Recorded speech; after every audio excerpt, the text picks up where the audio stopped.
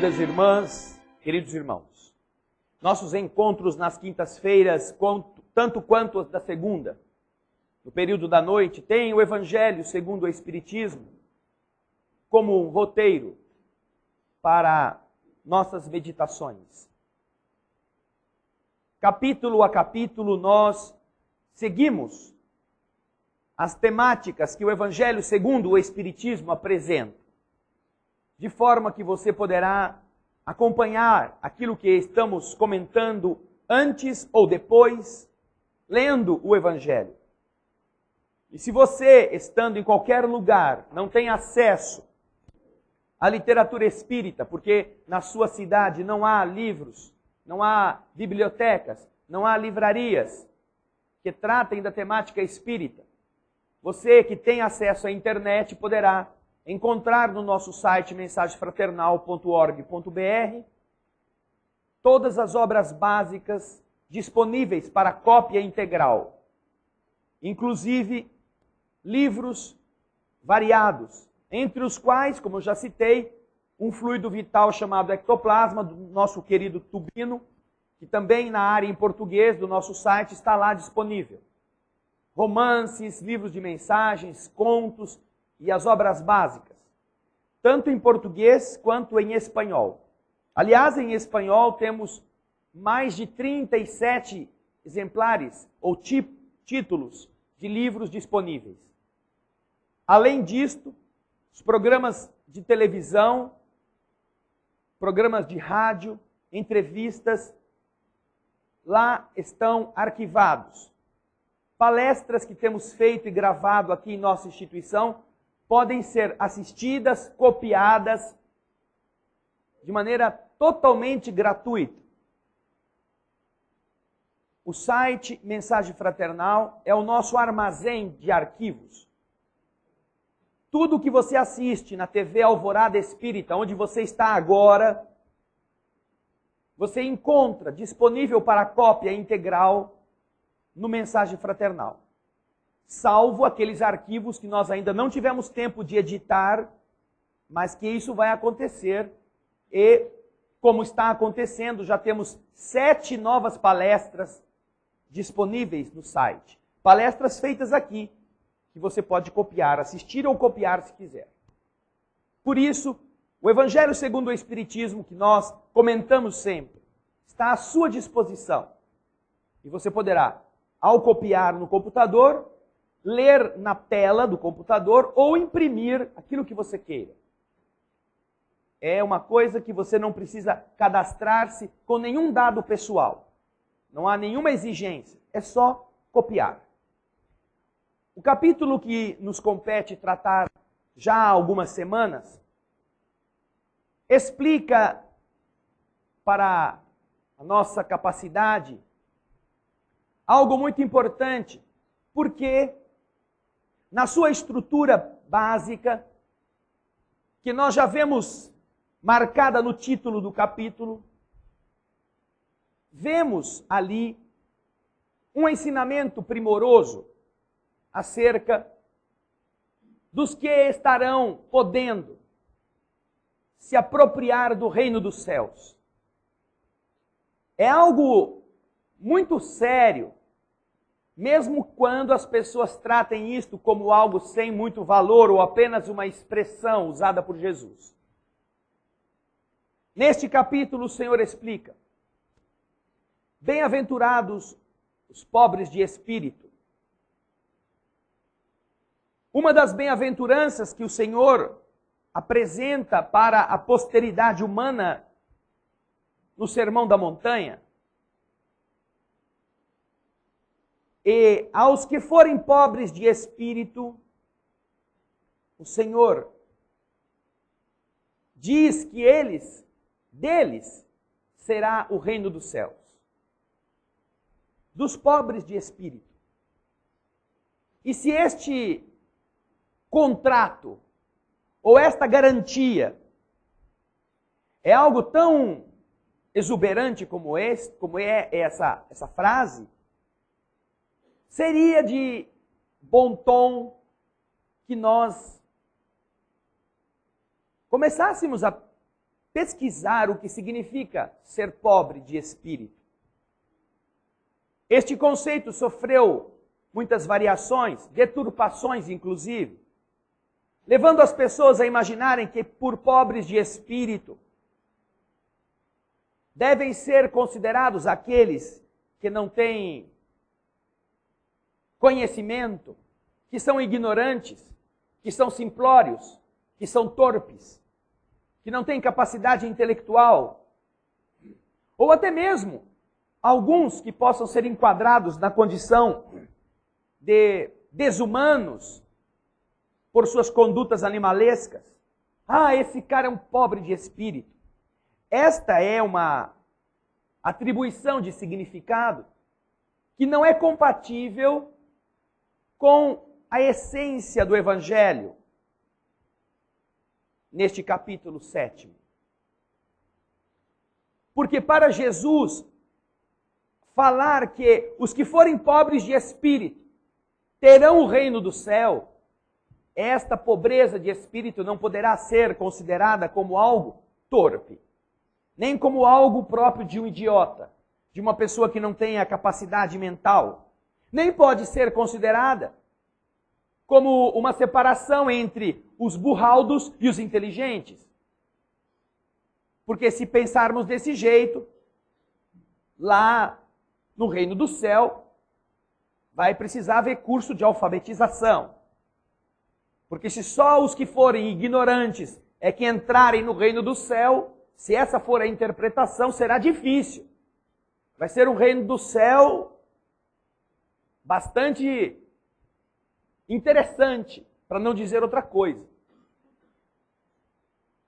Nenhuma dessas considerações está registrada nos comentários do capítulo 7. Porque, por pobres de espírito, Jesus considera a qualidade do indivíduo que se coloca com humildade. Não é que a quem falte a inteligência, não é ao que não sabe agir corretamente. A pobreza de espírito não é uma atribuição ou uma qualificação do indivíduo que usa da sua violência para ferir outras pessoas. Em quaisquer destas considerações modernas da expressão, o significado que Jesus atribui a isto não se aplica. Porque, de verdade, para ingressar no reino do céu é preciso aprender a ter humildade. Coisa que o próprio Dr. Bezerra disse no último romance do Espírito Lúcio, que encontrar seres humanos humildes é como procurar agulha no palheiro. E todos os que estavam ali com o Dr. Bezerra saem a procurar humildes, em muitos lugares. E nessas condições devemos nos incluir nisto. Devemos, todos, ao observarmos o conteúdo das passagens do Evangelho, imaginar que quando você foi tirar satisfação com uma pessoa que não te tratou com a devida reverência, ou você, mesmo sem tirar satisfação, você ficou com aquilo, quem que esse cara está pensando que ele é?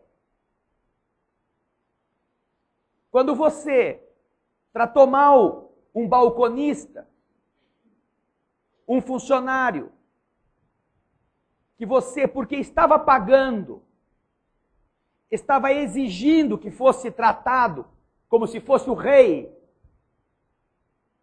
e ao não ser assim aquinhoado com toda a reverência, se ofende e sai de maneira agressiva e arrogante da loja, ou manda chamar o gerente e faz a reclamação.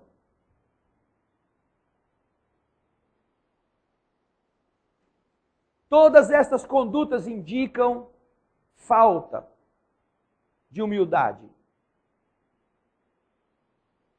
E se nós começarmos a pensar então quando foi que nós conduzimos-nos desse jeito, vamos encontrar em inúmeras outras circunstâncias variados exemplos de onde é que nós não entraremos no reino do céu. E este capítulo é muito importante, não porque combata ou aconselhe que você não se oponha aos que fazem coisas erradas. Não. Não porque você não possa ser racional, não possa usar a sua inteligência. Não que você não tenha direito de entrar no reino do céu porque você tem muitos diplomas pendurados na parede. Mas tudo isso pode ser feito. Corrigir o erro. Colocar a pessoa em uma situação em que ela perceba que ela está agindo de maneira equivocada, sem que você precise pisar sobre ela.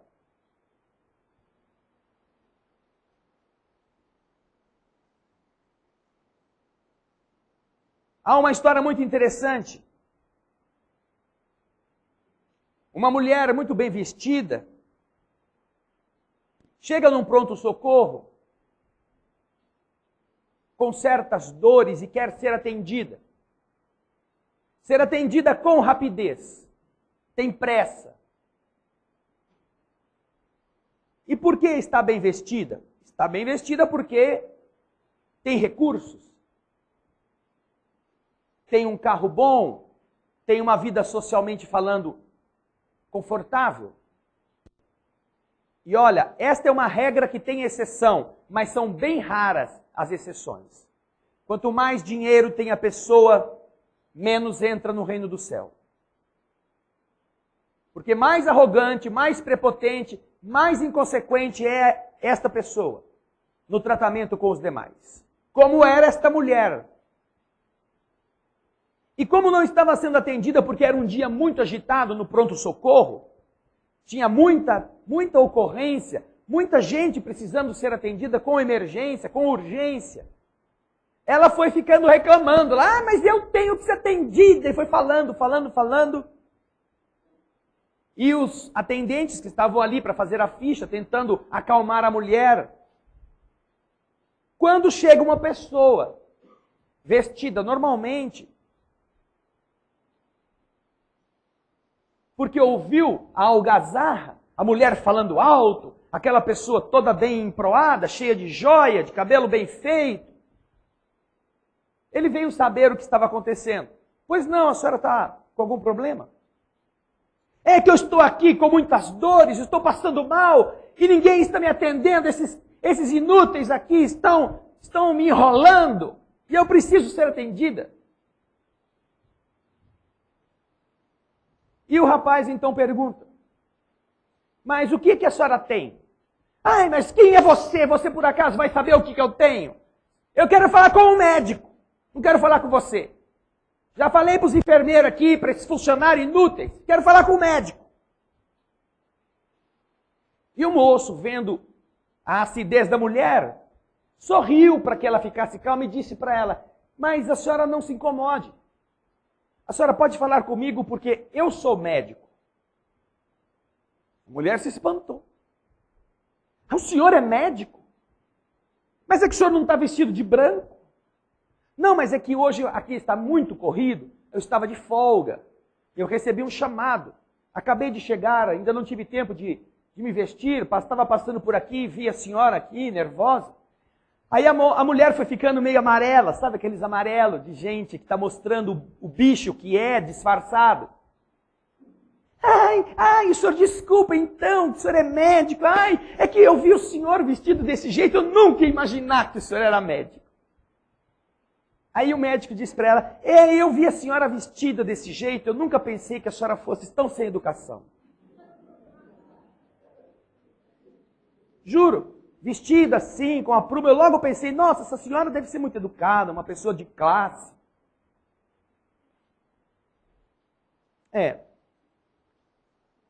Estas são coisas que vamos encontrar no capítulo, que fala que o problema não é você não usar a inteligência, o problema é você achar que porque tem inteligência é melhor do que os outros. É maior do que os outros. É mais importante do que os outros. Que os seus diplomas na parede funcionam muito como algum passaporte para uma situação melhor. Ou que as suas vantagens intelectuais ou financeiras fazem alguma diferença. E olha, é algo que nós precisamos meditar bastante, porque observando os avanços da ciência, e por isso nós reverenciamos a inteligência que tem podido aprender com as coisas, nós temos descoberto detalhes muito interessantes, que ao invés de nos afastar da religião, porque aí é o grande problema de quem é muito intelectual, não é? É que eu não acredito nesses negócios de religião. Religião é para tia velha, solteirona, que não tem o que fazer e vai rezar. Religião é para essas pessoas de cabeça fraca, que tem que ficar na barra da batina, que tem que ficar lá ouvindo, rezando, pedindo a Deus. Eu não, eu tenho que fazer as coisas por mim, eu tenho que entender o negócio. Aliás, esse é um raciocínio predominantemente masculino. Ainda que muitas mulheres também desejem aprender as coisas racionalmente, e ainda que exista muitos homens que já estão também desenvolvendo a sensibilidade, não apenas o raciocínio. Mas basta que você veja em uma igreja qual é a quantidade de homens e mulheres que ali se encontra, para você perceber que, em geral, pela tradição evolutiva da humanidade, a fé é uma coisa feminina. A sensibilidade e a ligação com Deus costuma ser uma opção que os homens não gostam muito. Porque é como se eles tivessem que ficar acreditando em coisas que eles não enxergam. É claro que quando tudo afunda, tudo vai para o buraco, é claro que aí é bom o homem rezar também. Não é? Coisa que, aliás, acontece, e é muito bom que aconteça. Isso não estamos aqui fazendo alguma crítica negativa a isso. Mas quando falham todos os recursos neuronais, quando o homem que fez de tudo com a sua inteligência para subir e não consegue sair do nível das minhocas, aí então, aí lembra da tia velha solteirona rezadeira. Ô tia, dá uma rezadinha para mim, a coisa tá preta. Às vezes eles até vão em igreja. E é muito importante que nós meditemos sobre esse tema, porque aqui, em nossa casa espírita, acontece um fator diferente de muitas outras igrejas onde eu já estive, e em muitas outras casas onde já estive também, casas espíritas, que é o seguinte: todas as vezes que nos reunimos aqui, nós contamos homens e mulheres. Quando vocês saem da sala de passe, tem sempre alguém que está lá.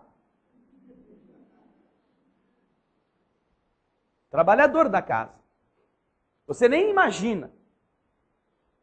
Mas, com isto, nós temos uma estatística que até uns 3, 4 meses atrás, nos dava uma quantidade de homens no universo dos que vieram ao nosso centro, que correspondia a 1/3 do total, enquanto que a quantidade de mulheres correspondia a 2/3. Vamos fazer de conta que naquela noite vieram 300 pessoas. Era sempre assim: 100 homens e 200 mulheres. Para que 100 homens venham numa casa de Deus,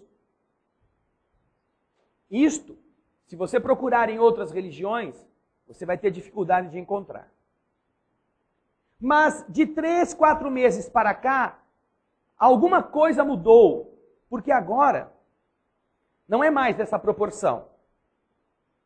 Agora nós temos uma proporção de ainda mais homens em relação às mulheres. Agora a média tem sido quase chegando a metade.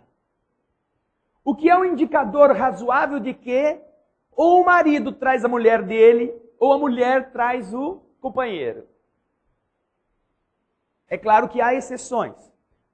Ainda tende um pouquinho para as mulheres, em termos de volume. Mas quando nos referimos a observarmos as leis do universo, nos diversos caminhos religiosos, nós vemos que o homem é um pouco avesso a estas coisas. Por quê? Porque esses outros caminhos religiosos, que não são racionais, como é a doutrina espírita, falam para a pessoa, você tem que ajudar os pobres, você tem que perdoar, você tem que fazer tal coisa, você tem que deixar o seu dízimo, porque senão Satanás te pega. O cara já não acredita em Satanás faz muito tempo. Não é? Ele já não tem mais preocupação, porque ele já sabe que ele vai para o inferno. Quem já sabe que vai para o inferno, um Satanás a mais ou a menos, né? Pouco me lixando. As religiões que não ajudam a pessoa a entender estão fadadas a desaparecer da humanidade. Aquelas que só se valem das ameaças, para que com as ameaças elas conduzam o rebanho, como se fossem todos indivíduos com um tapa-olhos na base do chicote, estão perdendo o seu tempo. Sabe por quê? Porque olha que coisa interessante agora. A ciência está descobrindo, e é a ciência que geralmente os homens gostam de ler, de ouvir, de ter uma certeza. O fulano falou lá, mas a ciência... E a NASA? A NASA já viu alguma coisa? A NASA já viu alguma coisa? Em 1971, vocês viram no programa Saudades de Jesus, que está disponível no nosso site, que foi o programa da semana passada, no Alimento para a Alma. Vocês viram Chico Xavier em 1971 falando que os homens encontrariam água no solo da Lua para construir suas cidades estufas. Nós aqui comentamos, não é? Foi isso no Pinga Fogo. Ele e Emmanuel por ele falando isso. Um tinha tomado a pinga e o outro estava de fogo. A maioria deve ter pensado isso em 71. Onde já se viu? Água na Lua. Está todo mundo doido. Tem alguma prova disso? Tem alguma prova? A NASA foi lá. Era Apolo 15. Apolo 15. Desde Apolo 11 já tinham andado na Lua. Mas não viram nem uma torneirinha, nem uma gotinha de nada. Lá tudo seco. Então, coisa de doido, não é? Um tomou a pinga e outro caiu no fogo. Só podia ser no programa Pinga Fogo da Rede Tupi. Falar um absurdo deste. Mas, não faz 2 meses que a NASA... agora é a NASA. Não é o Emmanuel não, agora é a NASA. NASA mandou 2 sondas para a Lua com a função de descobrir se existe ou não água na superfície ou nas suas crateras, para justamente ser esta água que fornecida para os astronautas que eventualmente possam fazer o que na Lua? Criar as suas bases. Agora isso é um projeto da NASA. Falamos na semana passada. E estas 2 sondas descobriram que existe muito mais água na Lua do que o homem imaginava que existia. Existe no solo lunar água em abundância suficiente para permitir que os pesquisadores, os engenheiros siderais, continuem com seus planos de criar cidades na Lua. Bom, mas agora que a NASA descobriu, né? Olha só, que safado esse Emmanuel, até que não estava tão bêbado assim, né? Estava tão de fogo. Será que falaram mais alguma coisa? Não, Emmanuel não, Chico não, e se falou? Nós não estamos aqui agora para lembrar estas coisas, estamos aqui para falar de coisas que Jesus falou. Pô, mas Jesus, tanto tempo atrás, Jesus falou que tinha água na Lua? Não, mas ele disse que há muitas moradas na casa do Pai. Muitos lugares habitados no universo. Ele disse que ninguém morre. Ele apareceu para as pessoas. E por que nós continuamos a acreditar na morte? É preciso que a NASA venha dizer É preciso que as experiências de cientistas destes que a gente... esse eu acredito. Em Jesus não acredito não, mas no doutor fulano de tal, que tem os 300 diplomas, esse aí é do bom. Olha que coisa interessante. Vamos voltar à escola. Vamos voltar. Porque o conflito entre a inteligência e a fé surgiu por quê? Porque a fé perseguia a inteligência que estava descobrindo certas coisas que negavam as verdades da fé. Entre elas, a fé dizia que a Terra era o centro do universo. Aí os próprios clérigos, os próprios estudiosos da época, que eram os padres, eram os únicos que podiam estudar, começaram a ver que não era bem assim, que ao observar as coisas, não dava para a Terra ser o centro do universo. E então, como é que você concilia aquela fé que dizia que ela era a dona da verdade, a senhora do mundo, na figura da igreja, e aqueles que estão dizendo que estas leis estão furadas? É fácil dizer que por 1000 anos você mandou todo mundo acreditar que a Terra era o centro do universo, mas que houve um pequeno equívoco. Você acha que é fácil dizer isso? Mais fácil é matar quem estava sendo arrogante o suficiente para, contrapor-se a essas ideias. A ciência, entretanto, continuou a pesquisar e descobrir erros nas verdades reveladas pela fé, com base nos livros das Escrituras, nos livros sagrados. Então foi se polarizando, uma e outra.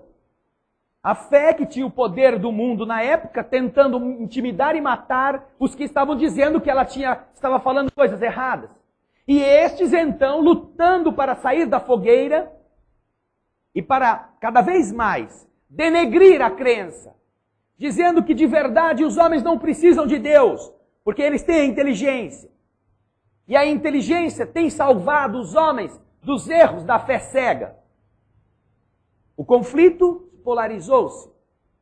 E de verdade houve uma ruptura muito grande entre os homens de inteligência e os homens de fé, como se fossem duas coisas inimigas. E assim foi necessário que acontecesse para que a liberdade de pensamento garantisse ao ser humano capacidade de observar, sem medo, e então chegar a Deus por um outro caminho, que é exatamente o caminho da inteligência. O caminho da fé que pensa, da fé que raciocina, não da fé que é imposta, da fé cega, da fé sem lógica, da fé que a sua bisavó engoliu, que a sua avó engoliu, que a sua mãe engoliu e que está fazendo você engolir, sem que você questione. Porque é um pecado fazer isso. A nona, se souber que você virou espírita, ela tem um infarto. Pô, mas ela já não está velhinha mesmo? Vai morrer de alguma coisa. Agora, se ela viver até 150 anos, você tem que ser, aquilo que ela quer que você seja.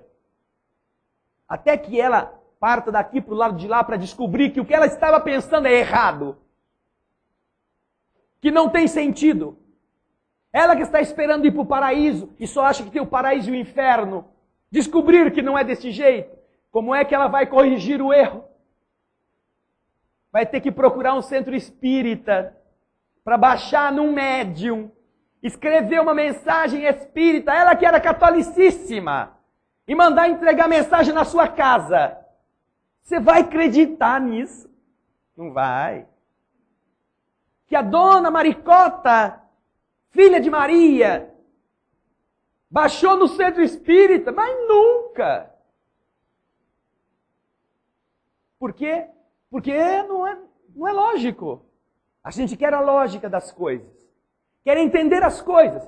E olha só como é lindo o processo do crescimento que Deus garante à humanidade através da capacidade de entender as suas leis. Vocês sabem que na química nós estudamos os elementos. E existem partículas atômicas que compõem esses modelos de elementos, onde o núcleo central serve de âncora para partículas que giram ao seu redor. E vamos voltar ao tempo da escola? As partículas que ficam no núcleo têm que nomes? Prótons, que têm carga elétrica positiva. E que outra fica lá também? Nêutron, que tem carga elétrica? Carga elétrica? Negativa? Nêutron. Olha o nome do bicho. Nêutron. Carga elétrica neutra. Não tem carga elétrica. E em volta gira o quê? Uma partícula pequenininha chamada? Elétron. Este elétron, junto com o nêutron, formam uma estrutura de átomo. Estes elementos, eles têm mais ou menos elétrons e mais ou menos prótons e nêutrons, dependendo do seu número atômico. Então existem elementos simples, o hidrogênio, por exemplo, é um elemento simples, não é? Um elemento que tem apenas um coitadinho girando em torno lá. Mas existem elementos mais complexos, onde há várias camadas de elétrons girando ao redor do núcleo. Agora, veja só que legal. O elétron, ele também gira, tem um movimento giratório, ele próprio. Além de ele girar em torno do centro, ele tem um movimento que a química batizou de spin.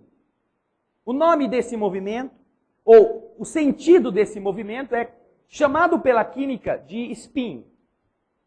Então existem partículas que têm um spin para um lado e outras que têm spin para o outro lado.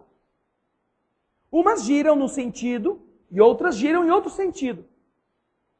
Então, quando os cientistas estão se aprofundando nas análises químicas, eles sabem detectar naquela partícula específica se ela tem o spin virado para baixo ou virado para cima, pelo movimento que o elétron está fazendo. Agora vejam que coisa interessante. Quando duas partículas se aproximam uma da outra, as duas têm um movimento giratório. Para que elas possam estar próximas, quando elas se aproximam, elas têm necessariamente uma girar num sentido e a outra girar no outro sentido, no sentido oposto. Para que, como se ela fosse uma engrenagem, elas possam estar juntas, estar perto uma da outra, com movimentos que combinem. Então, se uma tem este spin, que faz este sentido aqui, por exemplo, ela olhando desse lado, esse sentido para cima, ao fazer este giro deste modo, a outra precisa girar no sentido oposto. Então, o spin da outra é negativo. Entenderam isso? Não é possível que elas estejam perto e as duas girem no mesmo sentido. Elas têm que ter sentidos opostos.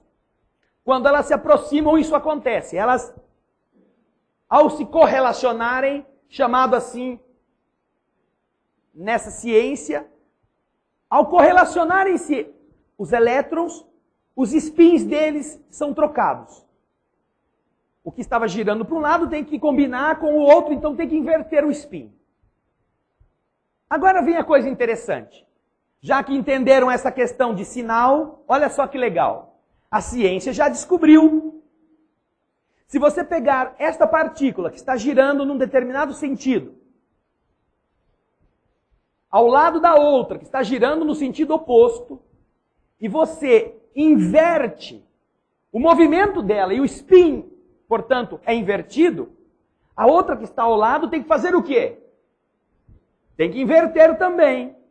Então, imediatamente, quando você inverte o spin de uma, aquela que está girando do lado também inverte o spin e elas se combinam, continuam combinando.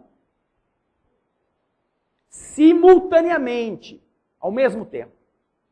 Aí você pega deixa uma aqui no centro do Bezerra de Menezes, na quinta-feira, dia 17 de dezembro, e hoje você pega outra partícula e leva esta outra partícula para São Paulo. Quando chegou em São Paulo, a partícula está girando. Aqui também a nossa está girando. Aí a gente fala assim, vamos ver o negócio? Elas estão, uma está aqui, a outra está em São Paulo. Vamos inverter o spin da que está aqui para ver o que acontece? Ah, vamos. A hora que você inverte esse spin desta partícula que está aqui no Bezerra, imediatamente a partícula que está em São Paulo inverte o spin dela também. Poxa, mas quem foi o fofoqueiro que foi contar para a partícula que lá em Campinas ela inverteu de posição? Quem foi? Ninguém. Ah, não, mas é que São Paulo é perto. Só 98 quilômetros dá pertinho. Ela pode ter sentido uma telepatia. Você pega essa partícula então e leva lá para Nova York. Aqui estava em São Paulo. Quando chega em Nova York, você aqui faz a mesma coisa. Você pega a partícula que está girando com o spin dela e inverte o spin, o sentido de giro dessa partícula, e lá em Nova York, ao mesmo instante, a partícula que está lá inverte o seu spin de novo. Poxa, mas em Nova York o negócio é assim? Mas é que está todo mundo aqui na Terra, as camadas elétricas, o eletromagnetismo da Terra pode produzir isso. Você pega então esta outra partícula de Nova York e leva para 1 ano-luz de distância. Você sai do sistema solar. 1 ano-luz é a distância que a luz percorre em 1 ano. 300 mil quilômetros por segundo, vezes 60 segundos, vezes 60 minutos, vezes 24 horas, vezes 365 dias. Faz esta conta, você vai ter a quantidade de quilômetros para onde você levou a partícula. E quando ela chegou lá, você espera ela chegar. Chegou? Chegou. Aí você aqui inverte de novo o spin da que está aqui e imediatamente, a 1 ano-luz daqui, a outra partícula inverte o spin simultaneamente. Isso é da ciência, isso não é invenção do espiritismo. Todas as vezes que você tem partículas correlacionadas, aquelas que ficaram perto uma da outra, você pode inverter o spin de uma, e não importa onde a outra esteja, imediatamente a outra também inverte. Poxa, mas o que é que tem isso a ver? Ora, vocês já devem, por mais mal informados que sejam, ter ouvido falar de como é que começou o universo, não é? Como é que a ciência, hein? NASA, olha, NASA, Deus da Terra. Como é que os grandes telescópios estão nos ajudando a desvendar o início do universo? Como é que começou o universo? Nas teorias mais aceitas, de alguma coisa chamada? Ninguém sabe, né? Não sei nem como é que eu vou chegar em casa com essa chuva, vou saber como é que começou o universo.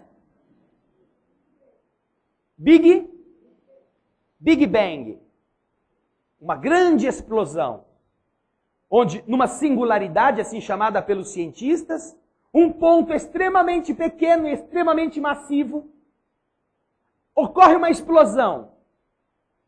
E projeta-se, até então não há nem tempo nem espaço, projeta-se para todo o conteúdo daquela explosão. Frações de segundos, milionésimos de segundo depois da explosão, começam a se formar, e é isso que os homens estão agora descobrindo, nesses grandes aceleradores de partículas, que construíram agora na Europa, além de já existir os dos Estados Unidos, que algumas frações de segundo depois do Big Bang, começam a se modelar as primeiras partículas. E se elas são modeladas logo a seguir da primeira explosão, como que elas estão todas? Adivinha? Quem adivinha? Todas essas partículas que aparecem de repente, logo depois da primeira explosão, que acontece no microponto, elas estão todinhas juntinhas. E se elas estão todas juntinhas, como é que elas estão? Todas estão correlacionadas. Desde a origem, todas essas partículas estão. Ainda que o universo esteja se expandindo, ainda que elas tenham compostos outros corpos, outros elementos, todas elas estão girando, obedecendo esta sequência natural que a química e a física descobrem.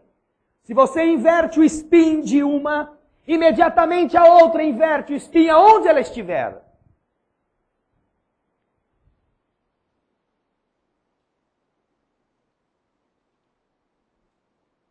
Gandhi, em uma das suas célebres frases, diz o seguinte: quando uma só pessoa aprende a amar em abundância, o seu amor neutraliza o ódio de milhões de outras. Por quê? Quando você inverte um spin, todos os outros spins do universo são influenciados.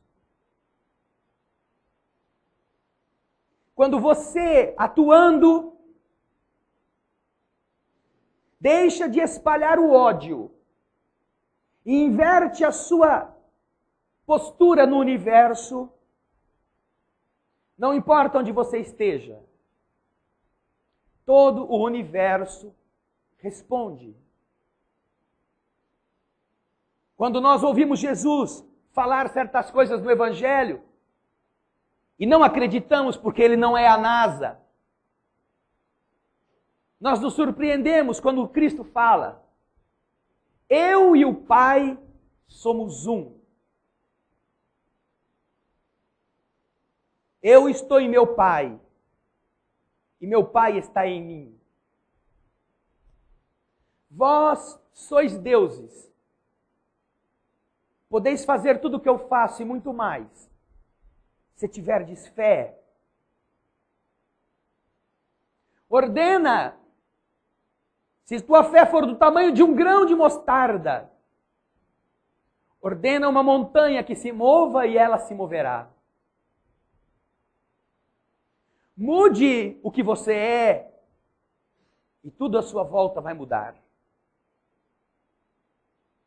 Que diferença há entre a física e a química descobrindo estas leis? E Jesus falando destas coisas, do modo poético, do modo que era possível alguém entender ao seu tempo. Ao nos informar que o que eu faço hoje comigo interfere no que o outro é. Você não deve perdoar 3 vezes, 7 vezes. Você deve perdoar sempre. Porque enquanto você não perdoa, o seu spin negativo interfere negativamente naquele que te ofendeu e nas outras criaturas à sua volta. Mas quando você faz o contrário, o primeiro que se beneficia é você próprio. E logo depois, aquela mensagem que você estava enviando, não se sabe como, nem a ciência sabe como, chega ao destino, imediatamente altera no destino a disposição vibratória a seu respeito. Todos estamos envolvidos em um campo de energias, que é exatamente o que faz com que, a bilhões de quilômetros daqui, o mesmo elétron altere imediatamente seu movimento. Se aquele que ficou aqui correlacionado com ele, altera isso também. Isso é muito lindo nas mães. E é por isso que as mulheres, elas são mais ligadas a Deus. Muito lindo no coração materno. Porque o filho está longe. A filha está distante e está sofrendo. E aonde está a mãe tem certeza que alguma coisa ruim está acontecendo com quem ela ama.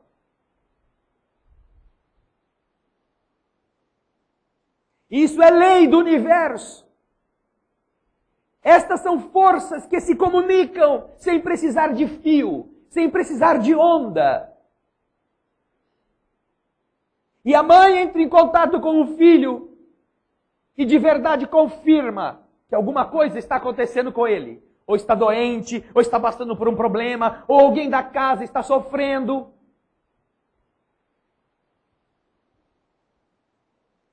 Porque é simultâneo este processo. Pode não ser a mãe, pode ser o pai. Porque, como já disse, existem homens que estão já em sintonia com estas forças. Pode não ser alguém do seu sangue, mas pode ser algum amigo.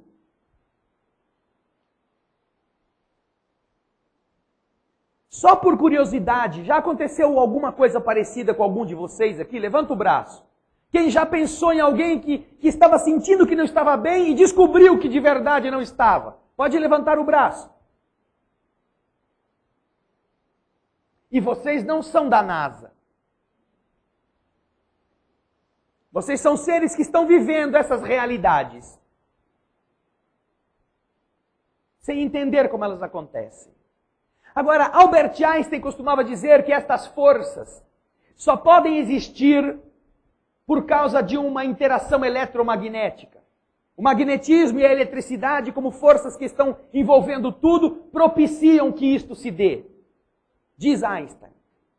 Mas aí, os cientistas, que não são da NASA, mas também pensam muito bem, fizeram uma experiência muito interessante. Tudo que nós estamos falando aqui é ciência. Qualquer um de vocês pode achar isso em qualquer lugar que trate deste tema. Veja só. No México, um grupo de cientistas fez a seguinte experiência. Pegou uma pessoa paranormal, uma pessoa médium, uma pessoa que tem entendimento destas realidades, e colocou esta pessoa em um determinado quarto, isolada. Inclusive, isolada magneticamente ou eletromagneticamente. Existe um procedimento para isso chamado de gaiola de Faraday. Uma estrutura de metal dentro da qual a pessoa que se encontra não consegue receber nenhuma influência magnética, eletromagnética.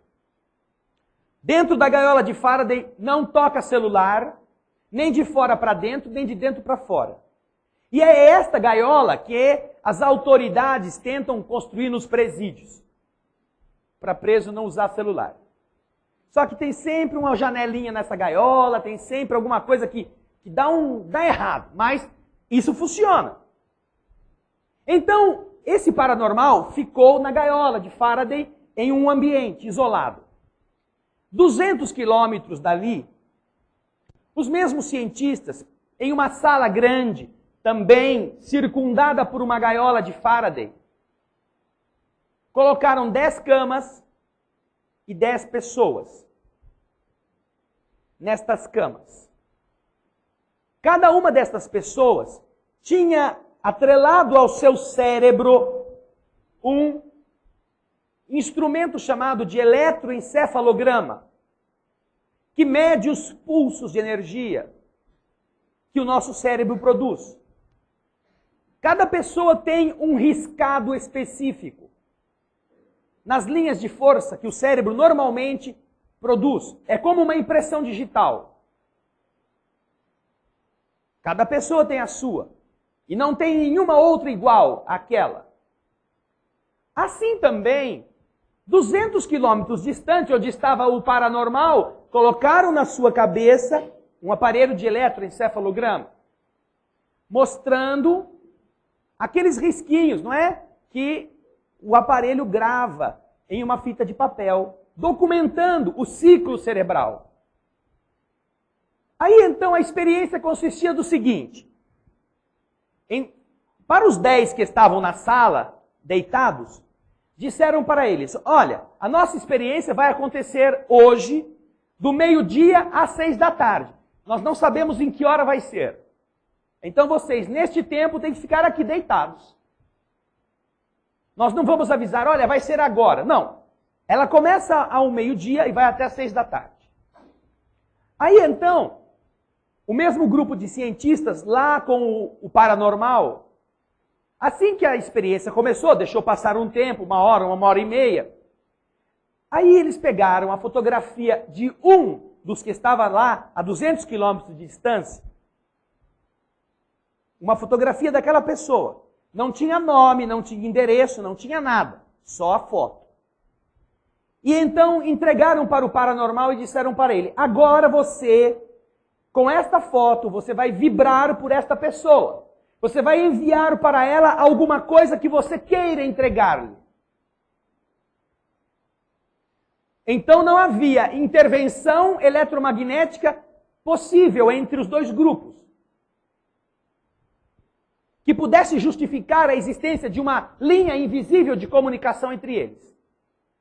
O paranormal pegou a fotografia e começou a meditar na pessoa, que ele não sabia nem onde estava, nem que nome possuía.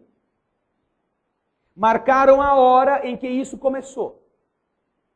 200 quilômetros de distância, entre os 10 que estavam na sala, aquela pessoa da fotografia, o seu eletroencefalograma começou a oscilar.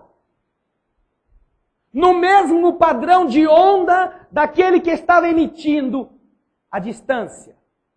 Como se a onda mental daquele se sobrepusesse à onda natural do que estava na cama. E só a dele. Os outros 9 não tiveram nenhuma alteração. E assim foi feito com todos eles. Repetidas as 10 experiências, para confirmar-se que alguma coisa daquele indivíduo saía dele e se somava ao outro que ele não sabia nem onde estava, nem sabia como se chamava, nem sabia se tinha problema, não sabia de nada.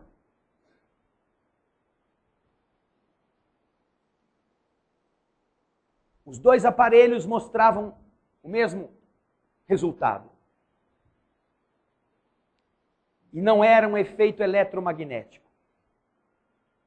A ciência não sabe que efeito é este, mas ela não tem como negar que quando você pensa em uma pessoa, quando você ora por ela, quando você deseja ajudar uma criatura, não importa onde ela esteja, aquilo que você é, chega onde ela está. Mas se você odeia, isso também acontece. Se você não gosta, se você pensa mal, a sua marca registrada vai até essa pessoa e a imprime. E a pessoa que está lá sente. Então vamos para a Bíblia. Fala Jesus: perdoa teu semelhante 70 vezes, 7 vezes. Ama teu inimigo. Se você vai oferecer em um altar o sacrifício ou alguma oferta, e você se lembra que teu irmão tem alguma coisa contra você, vai e reconcilia-te com ele. Faz as pazes. Porque de nada adianta você oferecer para Deus uma coisa enquanto a sua vibração marreta o seu próximo. E se todos nós somos filhos da divindade soberana, se somos filhos de Deus, o que eu sou, o que meu irmão é, Deus também é. Como posso eu amar a Deus sem amar meu semelhante? Como é possível que Deus fique contente com o que eu faço, se entre as coisas que faço, está eu pisar, eu desconsiderar, eu maltratar alguém que também é um pedaço dele. Todos estamos correlacionados. A ciência está vendo isto. E aquilo que você vibra, aquilo que você oferta, atinge o destino, mesmo que o destinatário não saiba. Nós não estamos falando de uma fé cega. Estamos falando de algo que agora os cientistas estão assombrados, pesquisando. Mas que, uma vez entendidas como realidades, demonstram que o universo é muito diferente do que a gente pensa. E que por isso é que o reino do céu é para aqueles que são pobres de espírito, que entendem todas estas coisas e que por entenderem tudo isto, agora entendem como homens arrogantes de outrora, prepotentes, como homens importantes, entendem que não são apenas o talão de cheque, não são apenas o título de doutor que está antes do seu nome, nem são uma cadeira de presidente, de diretor em que sentam. Não. Eles são o que vibram. E por isso, quando a nossa inteligência entender, por fim, que todos estamos correlacionados, compreenderemos que o problema não é a gente ser inteligente.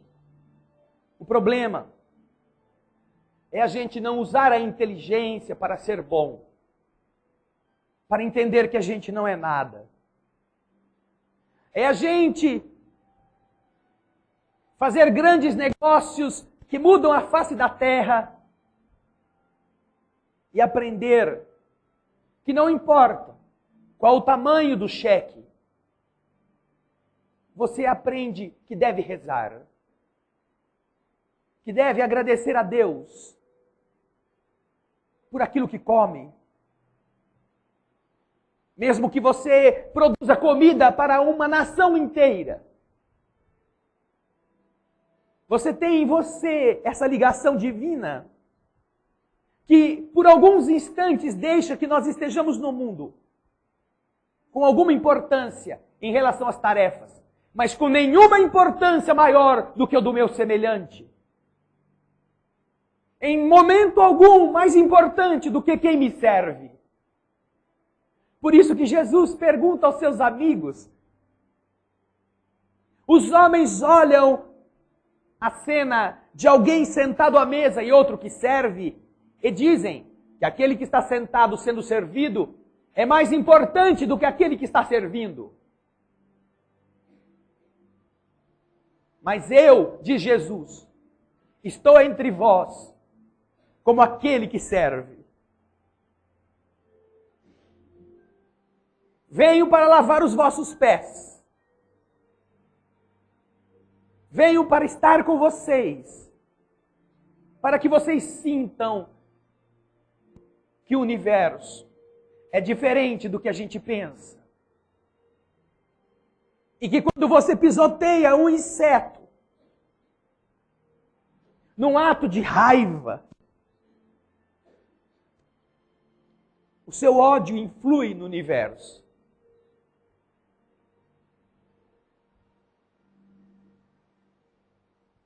Mas quando você, numa guerra, tem que se defender, e para fazer isso, a lei da selva dos homens e o impulso do instinto obriga você a matar seu adversário que vem te matar, você não é considerado homicida. Porque está matando em uma situação específica. Mas você será responsável por toda a crueldade que você exercitar contra teu inimigo. Porque a tua crueldade altera o universo. É fruto da tua maldade. Não é fruto do instinto de defesa. Quando entendemos as leis com o raciocínio claro, aprendemos a nos conduzir sem depender de Satanás para nos atentar. Sem termos que ter medo do inferno. Sem precisarmos dar dinheiro para comprar a consciência tranquila. Porque o céu não se compra. E é assim, queridas irmãs, queridos irmãos, que a doutrina espírita, o Consolador prometido, vem trazer a sua inteligência, não mais uma fé cega, uma fé frágil, uma fé que se negocia, mas vem trazer uma crença robusta, uma crença verdadeira, uma crença que te explique por que você está no mundo e por que Jesus falou o que falou. Agora, para entrar no reino de Deus, para entrar no reino do céu,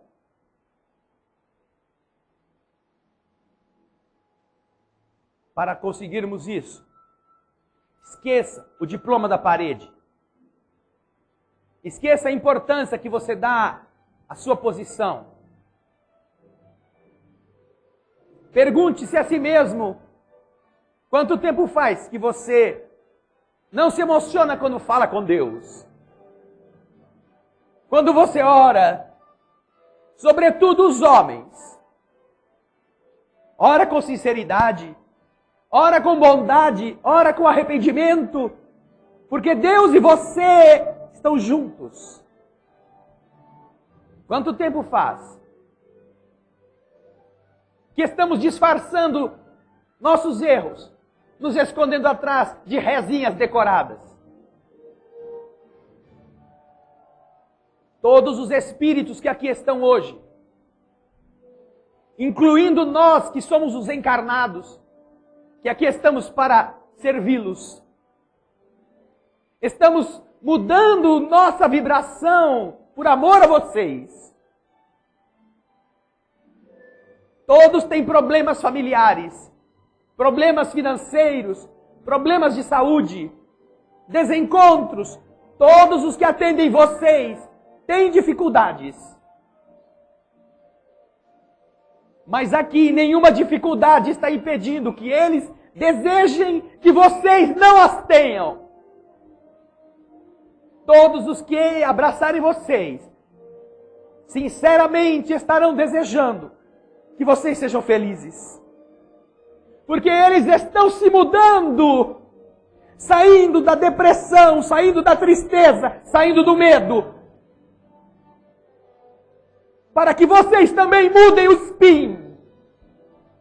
Os espíritos fazem isso com a gente, para que a gente se levante. Como Jesus fez para mostrar à humanidade que há um outro caminho, que há um outro jeito. Que este mundo que nós estamos vivendo, construído deste modo, está falido. Porque há mais gente que chora do que gente que de verdade é feliz. Por um instante. Mas é possível fazer isso, se tornar diferente. Quando entrarem na sala de paz, mudem o spin também. Quando saírem dali, e mesmo quando estiverem ali, sejam como aquele paranormal, pensem naqueles que você tem alguma coisa contra. Pensem naqueles que te fizeram sofrer. Pensem nas pessoas que não o ajudaram, que fizeram você chorar. Pensem com amor nessas criaturas. Porque de verdade, pode ser que lá onde elas estejam, elas não sintam. Mas a humanidade vai saber que você escolheu ser diferente. Que você venceu a si mesmo. a mágoa, o rancor, a tristeza. Você superou a sua dor. Lá dentro, há benefícios para todos. Mas o universo é ainda mais generoso com aqueles que aprendem a ser generosos com os demais. Pensem nisso. Muita paz. Obrigado, Jesus, pela oportunidade de nos unirmos em oração, repetindo todas as vezes que aqui nos encontramos o agradecimento pela oportunidade de termos voltado, de aqui estarmos abrindo nossas almas e oferecendo algo de nós mesmos. Mais do que pedindo coisas, compartilhando o que já temos. A energia do bem, o desejo do bem, o esforço de transformar o mundo, não mais pelas armas, pelas guerras, pelos conflitos, mas por ajudarmos os aflitos, direta ou indiretamente, mesmo que seja através da oração, nas forças que entregamos, na vibração que nosso organismo produza, como remédio, como pão, como o agasalho que reduza o frio das almas, do desconsolo, da tristeza. Tantos irmãos estão sendo vítimas das forças da natureza. Criaturas que perderam tudo. E que perderam, às vezes, quase todos. E que enquanto nós ouvimos a chuva que cai sobre nossos telhados, e imaginamos como será agradável dormir ao som,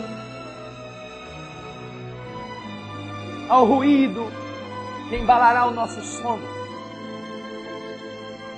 Milhares de outros irmãos não conseguirão dormir, ou porque já perderam tudo, ou porque estão esperando o pior acontecer. Ah, Senhor, que a gente possa oferecer, através da prece, a vibração solidária, para que cada um encontre a força necessária, distribuída pelas tuas mãos sábias, a fim de que não procure caminhos mais amargos, que possam encontrar serenidade para enfrentar. E nossas mãos estendidas, no caso daquilo que a gente possa fazer para ajudar.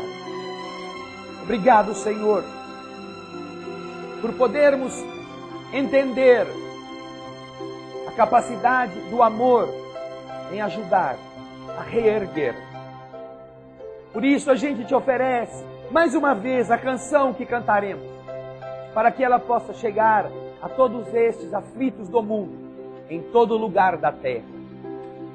Ajuda-nos, Senhor, a escutar o que a nossa própria voz vai cantar. Almas do céu,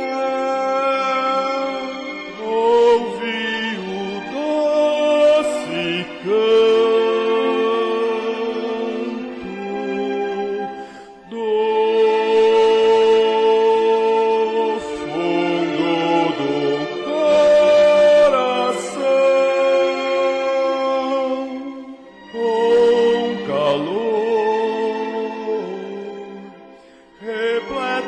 perfume, ei flor, como se fosse só imenso jardim.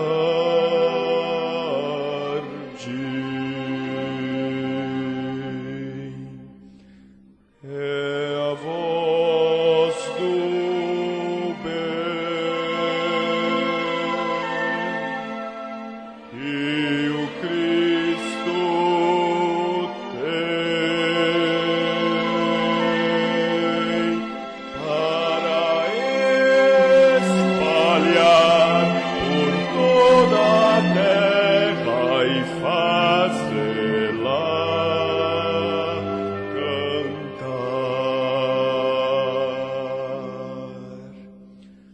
Oh, Jesus, que bom ter-te encontrado nesta estrada de paz e luz. Nós te agradecemos.